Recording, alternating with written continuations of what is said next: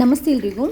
ಇವತ್ತಿನ ವಿಡಿಯೋದಲ್ಲಿ ನಮ್ಮ ದೇಹನ ಸೆಕೆಗಾಲದಲ್ಲಿ ತಂಪಾಗಿಡುವಂಥ ಕೂಲಾಗಿರುವಂತಹ ಒಂದು ಅದ್ಭುತವಾಗಿರುವಂತಹ ಲಿಂಬೆಹಣ್ಣು ಮತ್ತು ಪುದೀನ ಎಲ್ಲ ಹಾಕಿ ಮಾಡುವಂತಹ ಶರ್ಬತ್ತನ್ನು ಹೇಳ್ಕೊಡ್ತಾ ಇದ್ದೀನಿ.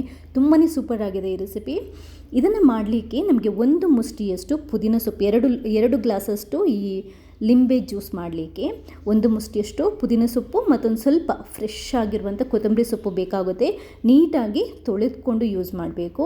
ಹಾಗೆಯೇ ಒಂದು ಲಿಂಬೆ, ದೊಡ್ಡ ಲಿಂಬೆ ಆದರೆ ಒಂದು ಲಿಂಬೆ, ಒಂದು ತುಂಡು ಶುಂಠಿ, 2 ಹಸಿಮೆಣಸಿನ್ಕಾಯಿ, ರುಚಿಗೆ ತಕ್ಕಷ್ಟು ಸಕ್ಕರೆ, ಹಾಗೆಯೇ ಒಂದು ಸ್ವಲ್ಪ ಐಸ್ ಕ್ಯೂಬ್ಸ್ ಬೇಕಾಗುತ್ತೆ.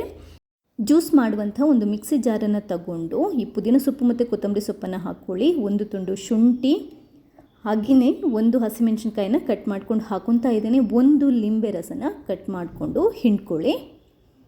ನೀವು ಜಾಸ್ತಿ ಮಾಡೋದಿದ್ರೆ ಜಾಸ್ತಿ ಲಿಂಬೆ ರಸ ಹಾಕೋಬೋದು. ರುಚಿಗೆ ಎಷ್ಟು ಬೇಕಷ್ಟು ಸಕ್ಕರೆ, ನೀವು ಸಕ್ಕರೆ ಯೂಸ್ ಮಾಡಲ್ಲ ಅಂತಂದರೆ ಸ್ಕಿಪ್ ಮಾಡ್ಬೋದು. ಬಟ್ ಶರ್ಬತ್ತಿಗೆ ನಮಗೆ ಸಕ್ಕರೆ ಹಾಕಿಲ್ಲದಿದ್ದರೆ ಕುಡಿಯೋದಕ್ಕೆ ಆಗಲ್ಲ.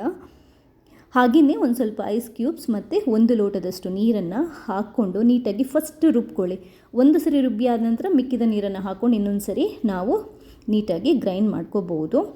ನೋಡಿ, ಜ್ಯೂಸ್ ರೆಡಿಯಾಗಿದೆ. ಇದನ್ನ ಆ್ಯಕ್ಚುಲಾಗಿ ಫಿಲ್ಟರ್ ಮಾಡಬೇಕು. ಪುದೀನ ಸೊಪ್ಪಿದೆಲ್ಲ ಕಸ ಇರುತ್ತಲ್ವ, ನಾರೆಲ್ಲ ಇರುತ್ತಲ್ವ, ಅದನ್ನ ನಾವು ಫಿಲ್ಟರ್ ಮಾಡಿ ತೆಗಿಬೇಕು. ನೋಡಿ, ಈ ಥರ ಕಲರ್ ನೋಡಿದರೆ ನಿಮ್ಗೆ ಗೊತ್ತಾಗುತ್ತೆ ಇದು ಹೆಲ್ದಿ ಕಲರ್.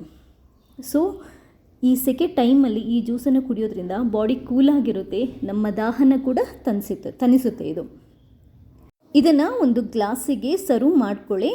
ಹಾಗೆಯೇ ಬೇಕು ಅಂತಂದರೆ ಮತ್ತೆ ಬೇಕಾದರೂ ಇನ್ನೂ ನಿಮಗೆ ತುಂಬ ಚಿಲ್ಲಾಗಬೇಕು ಅಂತಂದರೆ ಜ್ಯೂಸನ್ನು ಸ್ವಲ್ಪ ಹೊತ್ತು ಫ್ರಿಜ್ಜಲ್ಲಿಟ್ಟು ಆಮೇಲೆ ಬೇಕಾದರೂ ಕುಡಿಬೋದು.